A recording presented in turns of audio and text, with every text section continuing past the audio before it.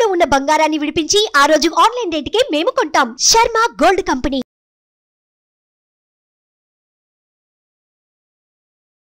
Hi, welcome to our channel. ఈ రోజు మనతో పాటు ఉన్నారు భారతీ శంకరపీఠ వ్యవస్థాపకులు శ్రీ అన్నవరపు తిరుపతి మూర్తి అవధాని గారు. నమస్కారం గురువు గారు.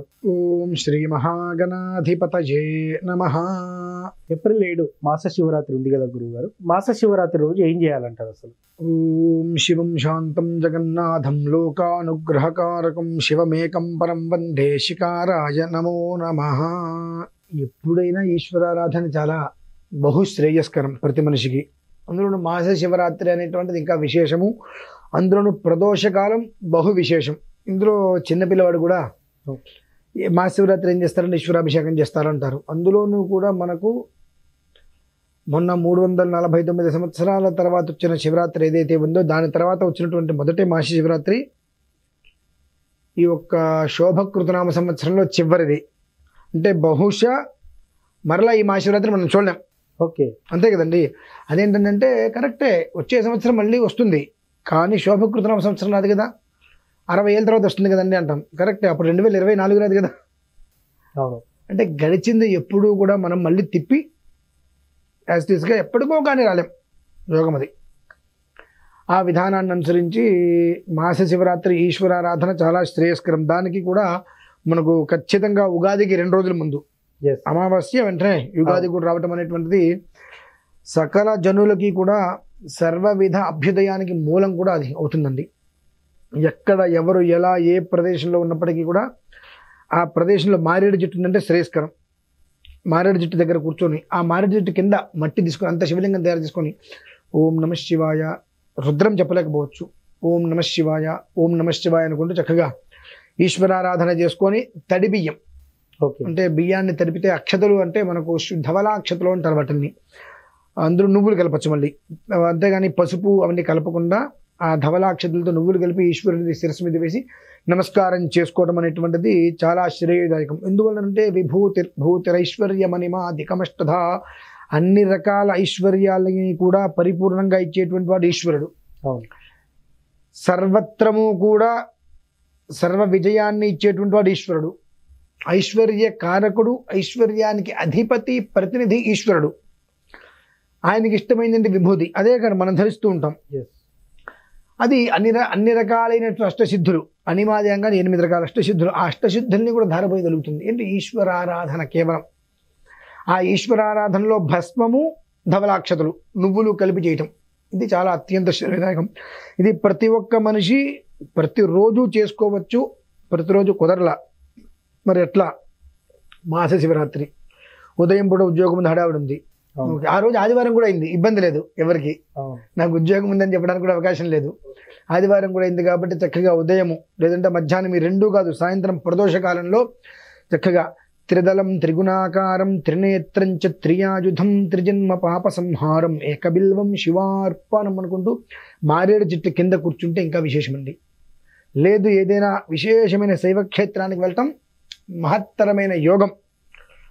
అలా చేసుకోగలిగితే మాత్రం రాబోయేటువంటి ఉగాది నుంచి విధ్వంసం అనేటువంటిది ఏదైతే మనం చూడబోతున్నామో దాని నుంచి ఆ ఈశ్వరుని ఆ రకంగా అర్చించిన వాళ్ళు మాత్రం దాదాపుగా బయటపడడానికి అవకాశాలు ఉన్నాయండి. 2 అదే రోజు నాడు మనం గోకర్ణం వెళ్తున్నామండి. ఓకే, 6వ తారీఖు ఉదయం బయలుదేరి సాయంత్రానికి గోకర్ణం వెళ్ళి 7 ఉదయం ఆ గోకర్ణ మహాక్షేత్రంలో మహాబలేశ్వర స్వామి వారి దర్శనం చేసుకొని అక్కడ మహాలింగార్చన చేస్తున్నాం. 360 శివలింగాలకి అక్కడ మహాలింగార్చన చేసుకొని అనంతరం రుద్రహోమం కూడా చేసుకొని ఆ రాత్రి అక్కడే విశ్రాంతించుకుని మర్నాడు ఉదయం బయలుదేరి మళ్ళీ మనం ఇక్కడికి వస్తున్నాం. గోకర్ణం అంటే ఎందుకు వెళ్ళాలి అనేటువంటి దానికి కూడా చాలా అద్భుతమైనటువంటి ప్రాచుర్యత ఉందండి. ఓకే, అది భూ కైలాసం. మనకు భూ కైలాసం అంటే ఏమిటంటే అదే, అంటే స్వామివారి ఒక ఆత్మలింగం అక్కడ ఉన్నదండి. మనకు కాస్త వెనక్కి వెళ్తే రావణాసురుడు ఈశ్వరుడు కోసం మితిమీరి తపస్సు చేయగా ఆ ధ్యానానికి తపస్సుకు మెచ్చి పరమశివుడు ప్రత్యక్షమై ఏం కావాలని కోరుకోమంటే ఆత్మలింగాన్ని అడుగుతాడు. ఇక కాదని లేక ఆత్మలింగాన్ని ఇచ్చేస్తాడు. ఆత్మలింగాన్ని ఇచ్చేసిన తర్వాత అది తీసుకొని వస్తుండగా అందరూ ఆలోచిస్తారు, ఆత్మలింగాన్ని అతను తీసుకెళ్ళి లంకలో పెట్టాడా, యావత్ మొత్తాన్ని కూడా ధ్వంసం చేస్తాడు, ఇక చేతిలో పట్టు కూర్చుంటారు అందరినీ. అది చాలా ప్రమాదహేతు. ఏం చేయాలని ఆలోచిస్తూ ఆయన సంధ్యా సమయంలో అర్ఘ్యం ఇవ్వాలి. అర్ఘ్యం ఇవ్వడం కోసం చెప్పి నదీ తీరానికి సముద్రం దగ్గరికి వెళ్తుండగా ఆ శివలింగం చేతిలో ఉంటుంది, దాన్ని కింద పెడితేరా అది భూమికి ఆకర్షిత మళ్ళీ రాదు.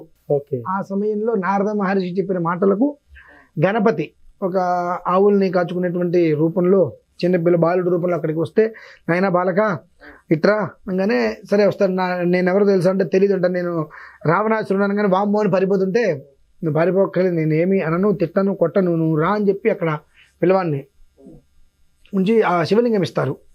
మరి నాకేమి ఇస్తావు అంటే, నేను నువ్వు ఏది కోరుకుంటే అవన్నీ కూడా నాకు లడ్డూలు బూందులు ఏదో అడుగుతారు అతను పిల్లడు, అన్నీ ఇస్తా అంటాడు, కుడుములు ఉండ్రాలు ఇస్తా అంటాడు. సరే అయితే రావణ నేను 3 సార్లు పిలుస్తా, నువ్వు కనుక రాకపోతే శివలింగాన్ని కింద పెట్టేస్తా అంటాడు. సరే అంటాడు. మర్చిపోతాడు ఆ విషయం ఆయన వేస్తా. రావణుడు గణపతి రావణాసురుడు వెళ్ళిపోతుంటే, ఆహా ఎంత భక్తి లేకపోతే శివుడి దగ్గర నుంచి ఆత్మలింగం వస్తుందని చెప్పి అనుకుంటుంటే రావణాసురుడు పక్క నుంచి మళ్ళీ నారదుడు వస్తాడు. ఏం చేస్తున్నాను కానీ అసలు నారదుడు చూడు నాకు ఉండ్రాళ్ళు ఇస్తా అన్నాడు, కుడుములు ఇస్తా అన్నాడు, అవి ఇస్తా అన్నాడు, అసలు నువ్వు ఇక్కడికి వచ్చిన విషయం మర్చిపోయావు, అవి ఎట్లాగో ఇస్తాడు తర్వాత నీకు విశేషంగానే, ముందైతే కనుక శివలింగం కింద పెట్టే అంటాడు. రావణ అని పిలుస్తాడు, నువ్వు వస్తున్నా అంటాడు, మళ్ళీ పిలుస్తాడు, 3వసారి పిలుస్తాడు, అతను వచ్చే సమయానికి శివలింగాన్ని కింద పెట్టేస్తాడు. ఎంత పని చేసేవరా అని చెప్పి ఆ గణపతిని రావణాసురుడు నెత్తి మీద కొడతారండి, ముట్టుగా ఎదురాడు. అక్కడ దానికి సాక్ష్యంగా అక్కడ గణపతి నెత్తి మీద ఇక్కడ రంధ్రం ఉంటుందండి, అక్కడ గణపతి కూడా తొండం ఉండదు. అక్కడ ప్రధానమైనటువంటి గణపతి ఎవరైతే మనకు గోకర్ణంలో ఉన్నారో ఆ ప్రధానమైన గణపతికి ఆయనకు అర్చన చేస్తారు ప్రతి మనిషి. ఆ అర్చన చేసుకునే గణపతికి తొండం ఉండదండి, నార్మల్ గా ఉంటాడు. ఇక్కడ రంధ్రం ఉంటుంది, కుడతారు కదా ఆ లోపలికి రంధ్రం లాగా వస్తుంది అనమాట. అక్కడ ఆ శివలింగం కింద పడిపోతే దాన్ని ఎంత ప్రయత్నం చేస్తుంటే అంత భూమిలోకి అది వెళ్ళిపోతుంటుంది. ఆ ఒక్క క్షేత్రం అండి అది, ఆ ఒక మహత్తరమైనటువంటి ఆత్మలింగం ఉన్నటువంటి క్షేత్రమే మనకు భూ కైలాసంగా చెప్పుకుంటున్నటువంటిది గోకర్ణం. మొత్తం కూడా ఆవు చెవు ఎలా అయితే ఉంటుందో అలా అక్కడ ఆ ప్రాంగణం మొత్తం అలానే ఉంటుందండి. దాని అద్భుతమైనటువంటి దానికి ప్రాశస్త్యం ఉంది. అందువల్లనే ఈసారి అక్కడికి వెళ్ళి నేను మహాశివరాత్రికి అక్కడే స్వామివారి దగ్గర అభిషేకాలు అవన్నీ చేసుకొని ఆ రాత్రి అక్కడ ఉండి మర్నాడు 8వ తారీఖు ఉదయం బయలుదేరి రాత్రికల్లా ఇక్కడికి వచ్చేసేటువంటి విధానాన్ని అయితే నేను అనుకున్నాను. ఖచ్చితంగా అవకాశం ఉంటే అంటే ఆ 2 రోజులు శనివారం ఆదివారమే కాబట్టి అందరికీ సెలవులు ఉంటాయి కాబట్టి ఎక్కడున్నా సరే వచ్చే అవకాశం కనుక ఎవరికైనా ఉంది అంటే ఖచ్చితంగా ఆ 2 రోజులలో ఆ స్వామివారి దర్శనం చేసుకుని అయితే బయటికి రమ్మని నేను ప్రతి ఒక్కరికి సలహా ఇస్తాను. నాతో రమ్మని నేను చెప్పట్లా, అక్కడికి మీరైనా ప్రయత్నం చేసి వచ్చి ఇక్కడ ఒక అభిషేకం చేసుకొని దర్శనం చేసుకొని మళ్ళీ బయలుదేరి బయటికి రావడం అనేటువంటిది అత్యంత శ్రేయోదాయకం. ఎందువలనంటే ప్రతిదానికి ఒక విధి ఉంటుందండి, ఒక విధానం ఉంటుంది. ఈ ఆత్మలింగం అనేటువంటిది లంకకి తీసుకువెళ్తే మొత్తాన్ని విధ్వంసం చేస్తాడు రావణాసురుడు. లంక మినహాయిస్తే ఇంకా ఏమీ లేకుండా చేసేస్తాడు, సర్వాన్ని కూడా తన కంట్రోల్లో పెట్టుకుంటాడు. కాబట్టి ఆ ఆత్మలింగం అక్కడికి వెళ్ళకూడదు అని ఆ క్షేత్రంలో పెట్టారు. ఆయన యొక్క అనుగ్రహంతో ఆయన్ని దర్శనం కనుక చేసుకుని వస్తే అది కూడా మనకి లింగం కనిపించదండి, లోపలికి ఎక్కడో ఉంటుంది. కొంత సమయంలో మనకి చేయి పెట్టడానికి అవకాశం ఇస్తే వేదికి తగిలే అవకాశం ఉంటుంది అంతే. ఆ దర్శనం చేసుకురావటం వలన ఉగాది నుంచి వచ్చేటువంటి విధ్వంసాల నుంచి మనల్ని మనం కాపాడుకోవడానికి భగవంతుడి ఇచ్చిన చక్కటి అవకాశంగా నేనైతే చెప్తానండి. Super sir. మాస శివరాత్రి రోజు ఏం చేయాలి, ఉగాదికి 2 రోజుల ముందు వచ్చే మాస శివరాత్రి ఎంతో ప్రత్యేకమైందని చాలా చక్కగా చెప్పారు సార్. Thank you. సుమన్ టీవీలో మీ పర్సనల్ అండ్ బిజినెస్ ప్రమోషన్స్ కోసం కింది నెంబర్కి కాంటాక్ట్ చేయండి.